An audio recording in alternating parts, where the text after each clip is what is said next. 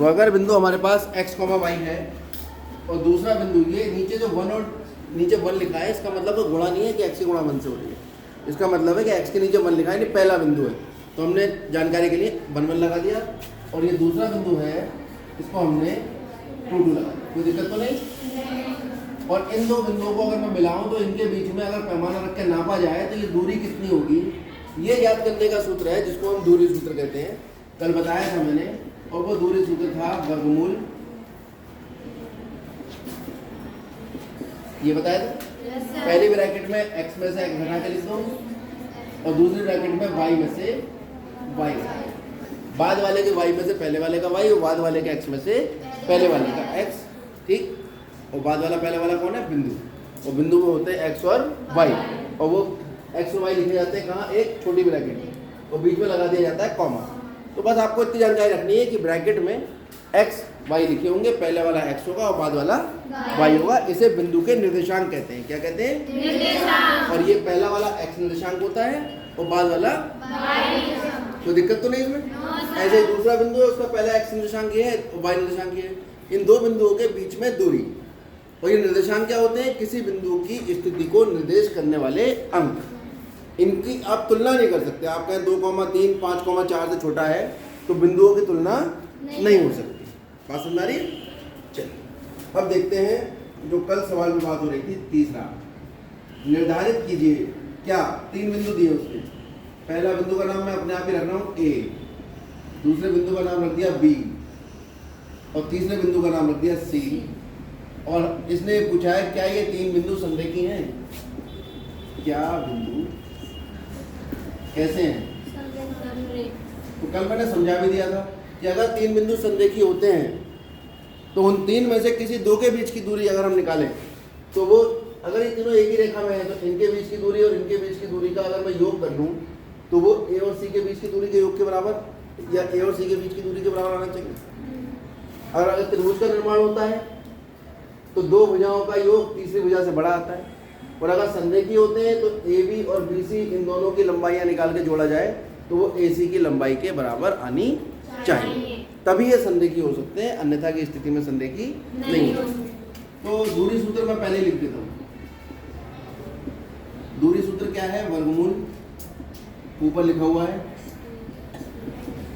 Plus y2 minus, और ये x1 y1 निर्धारित कैसे हो रहे हैं, पहले बिंदु का x निर्देशांक को x1 कहेंगे और दूसरे बिंदु के x निर्देशांक को x2 कहेंगे। अब पहला और दूसरा कैसे निर्धारित होगा, आप जब A और B के बीच की दूरी लिख रहे हैं और आप लिख रहे हैं AB, तो A पहला बिंदु हो गया और B दूसरा, और AB का मतलब हुआ A से B के बीच की दूरी। तो इसको लिखने का तरीका होता है AB।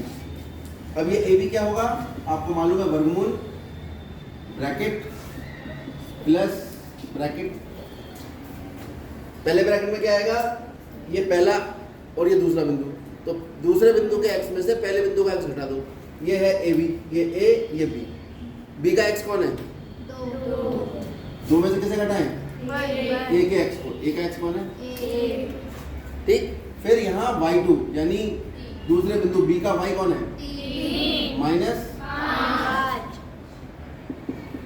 2 में से 1 गया 1 का वर्ग, और बड़े में से छोटे में से बड़ा घटा रहे हो तो माइनस 1, और माइनस का वर्ग होता है प्लस, और 2 के वर्ग का मतलब है 2 की गुणा 2 बार, 2 दूनी 4, कितना आ गया, वर्गमूल 5। किसका मान आया ये, AB। अब हम क्या निकालेंगे, क्योंकि संरेख जो है वो तभी पता लगे बीच की दूरी पता लगे। अब बताओ BC में वर्गमूल लगा के, ये तो लगना ही है, ब्रैकेट लगाइए और वर्ग लगाइए और बीच में प्लस का निशान, ये तो इतना काम तो सब कर लोगे, इसमें तो कुछ गणित है ही नहीं, ये तो ड्राइंग है। वर्गमूल लगाया, ब्रैकेट लगा के वर्ग लगाया, प्लस फिर ब्रैकेट लगा के वर्ग लगाया। यहाँ तो मैथमेटिक्स आया ही नहीं है। अब आएगा, बताओ क्या लिखूँ यहाँ पर, BC, तो इसका x कौन है, माइनस कर दो, फिर माइनस का निशान, यहाँ क्या लिखूँ, माइनस का 11, फिर माइनस का निशान हमें लगाना है, और उसमें से घटाया जाएगा पहले वाले बिंदु का y कौन है, 3। -2 निशान समान है, जुड़ जाएगा, ये भी निशान समान है, जुड़ जाएगा। कितना आ गया, 16 प्लस 1 12, 9 10 11 और एक 212 से 12 के कर लीजिए टुकड़े। कैसे होते हैं टुकड़े? वर्गखंड 212 2 एकम 2, फिर जीरो लगा के 2 चिक्का 12, 2 पंजे 10 2 3 6, 2 गुणा 53 आ गया।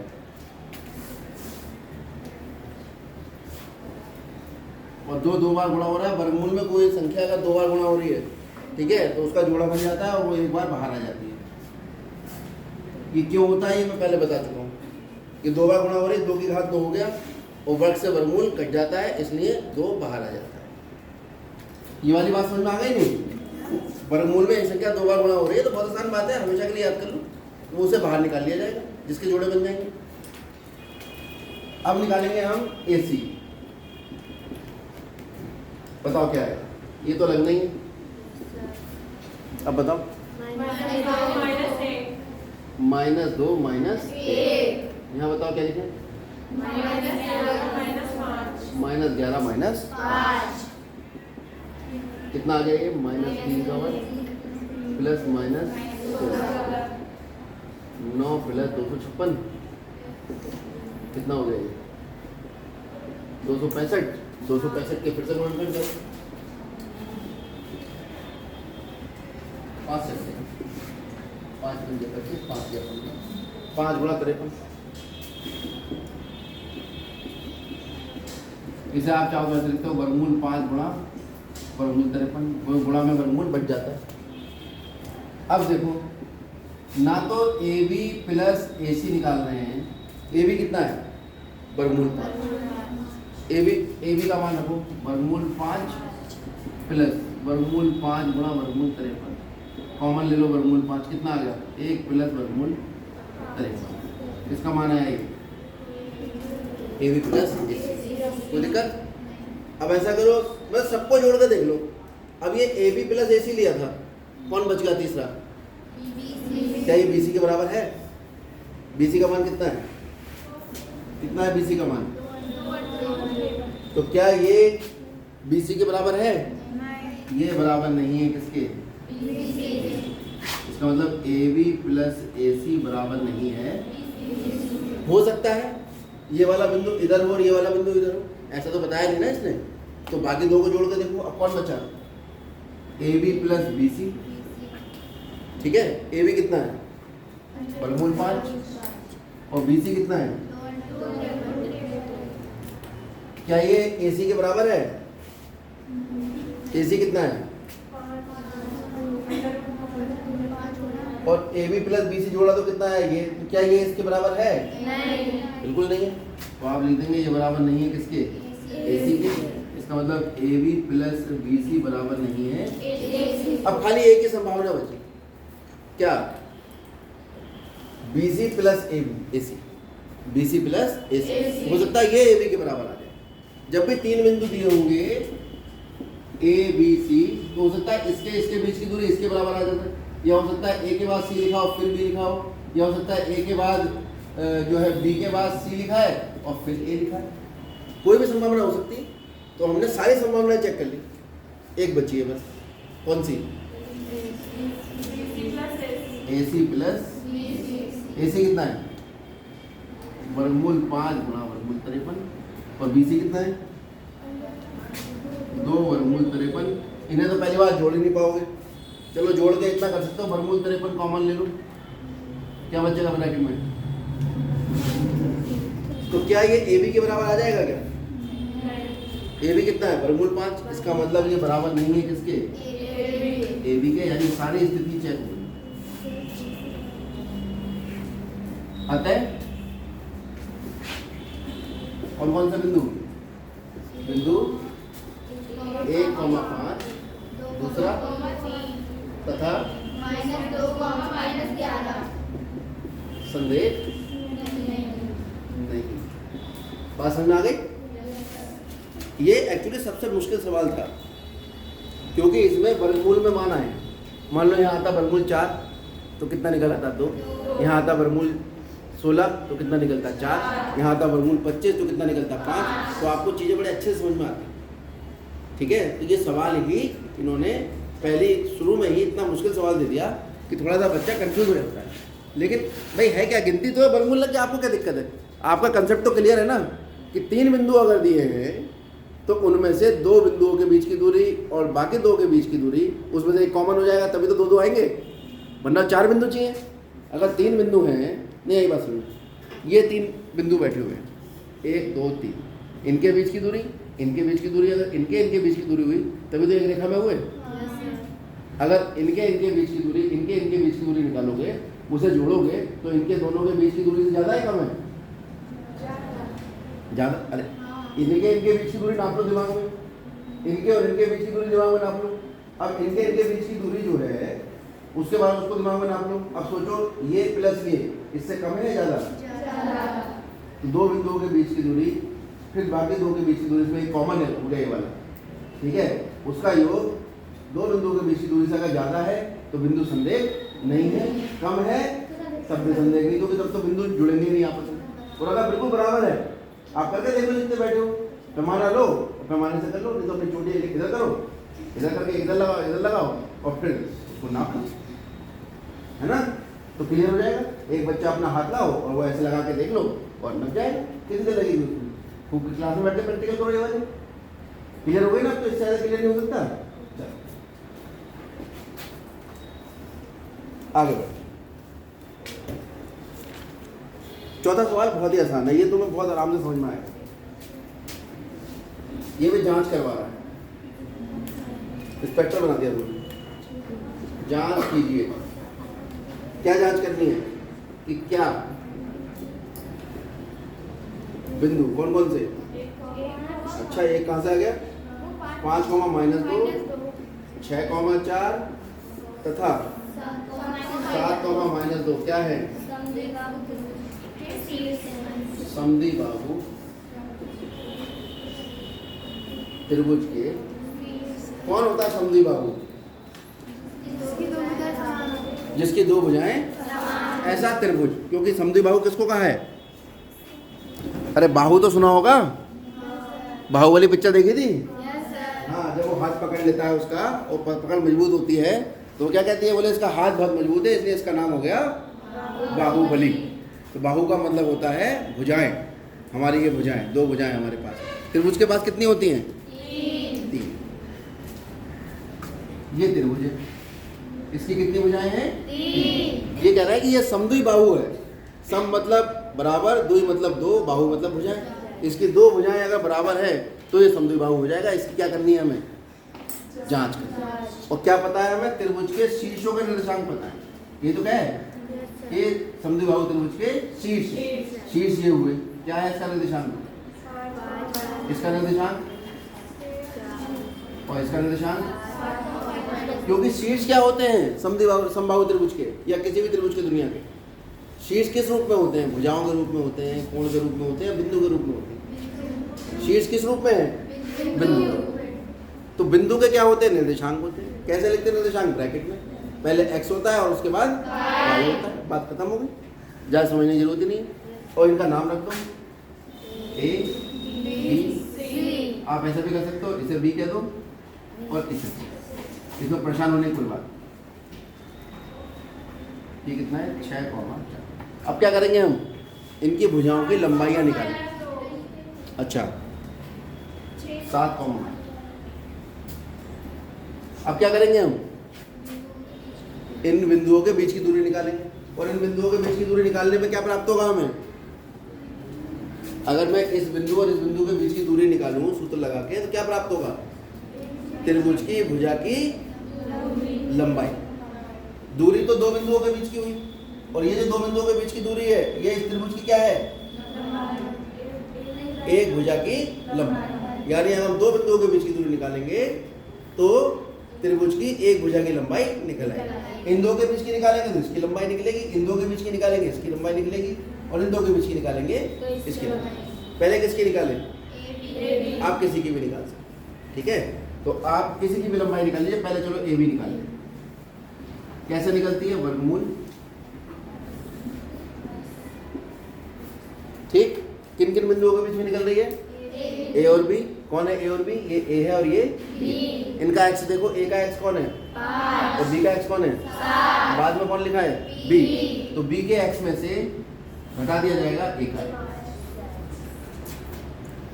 अब दूसरे ब्रैकेट में ए बी, ए का वाई निर्देशांक कौन है और बी का वाई निर्देशांक कौन है, तो बी के वाई निर्देशांक में से घटा दिया जाएगा ए का वाई। अब जब माइनस यहाँ लिखा है और आप यहाँ ऑलरेडी माइनस का निशान लेके आ रहे हैं, दोनों का हो जाएगा झगड़ा और माइनस माइनस क्या हो जाएंगे, ये बात दिमाग में रहेगी। मान रखते हो ये बात ध्यान रखना कि माइनस के बाद जब माइनस का मान रखते हैं तो वो क्या हो जाता है प्लस। ये हो गया 2 का वर्ग और ये हो गया 0। ये आया आपके मन की बात, ये हुआ 4 प्लस 0 कितना आया 4, और 4 को लिखेंगे वर्गमूल 2 गुणा 2, और जब 2 बार गुणा हो रहा है तो 1 बार। ये सीखा है तुम लोगों ने, कोई दिक्कत तो नहीं। ऐसा होता क्यों है ये भी सीख लो। 2 गुणा 2 इसका मतलब होता है 2 का वर्ग, और वर्गमूल का मतलब होता है किसी भी संख्या की घात 1/2। इस घात 1/2 को लिखने का तरीका ये वर्गमूल होता है, ठीक। अब घातों की हो जाएगी गुणा, 2 गुणा 1/2, इससे कट के कितना आ गया 2। कैसे समझाया जाता है बच्चों को, ये सब भूल जाओ। बच्चों से कहते हैं बेटा याद रखो 2 बार एक संख्या अगर वर्गमूल में गुणा हो रही है तो 1 बार बाहर आ जाए, ठीक है, उसे 1 बार लिखेंगे और वर्गमूल हट जाएगा। ये सब कहानी क्यों सुनाई जाती है, क्योंकि बच्चा ये समझना नहीं चाहता। और क्यों समझना नहीं चाहता, क्यों नहीं चाहता समझना, क्योंकि उसको ये नहीं पता होता है कि ये जो वर्गमूल है इसे करनी चिन्ह कहते हैं। इस पर यहाँ करनी घात लगती है। अगर यहाँ 3 लिखी है और यहाँ 2 लिखा है तो इसका मतलब है 2 की घात 1/3। जितनी घात होती है उतनी यहाँ 13 होती है, तो यहाँ 13 आ जाता है। और जब कोई घात नहीं लिखी होती तो हमेशा कितनी मानते हैं 2। इसलिए सवालों में ये सब चीजें ना दिखाकर हम डायरेक्ट ही यूज कर लें। समझ में आ गई बात। अब जिसकी समझ में आ गई है वो नोट कर लेना। ये चीजें जब हम ये काम करते हैं तो दिमाग में हमारे चलते रहनी चाहिए कि भाई हमने 2 गुणा 2 में से 2 बाहर क्यों निकाला। आप लोगों ने पूछा ही नहीं, पूछना चाहिए था। चलिए आगे बढ़ते हैं। ए भी निकल आया, अब क्या निकालें, अब दूसरी भुजा की लंबाई निकालो। दूसरी भुजा कौन है, BC। लंबाई निकालने में हमें क्या दिक्कत है, वर्गमूल का निशान, ये ब्रैकेट वर्ग प्लस ये ब्रैकेट वर्ग। अभी तो इसमें कुछ किया ही नहीं है।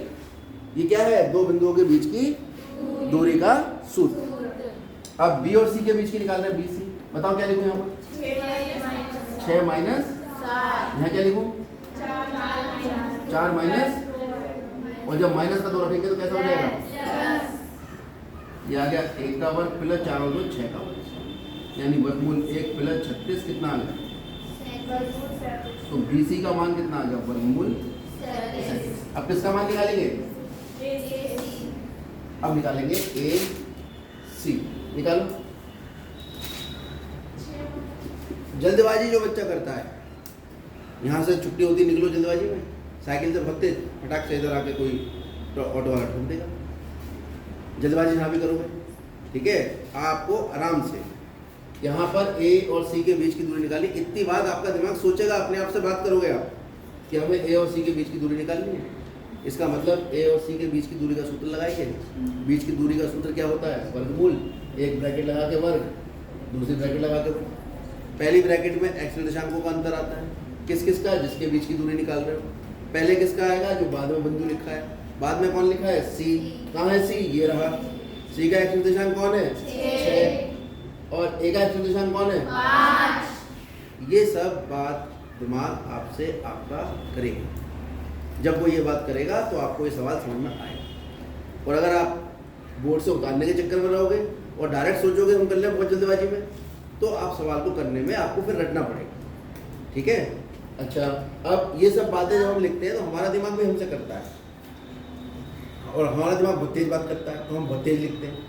जिस बच्चे का दिमाग बहुत धीरे धीरे बात करता है वो धीरे धीरे लिखता है।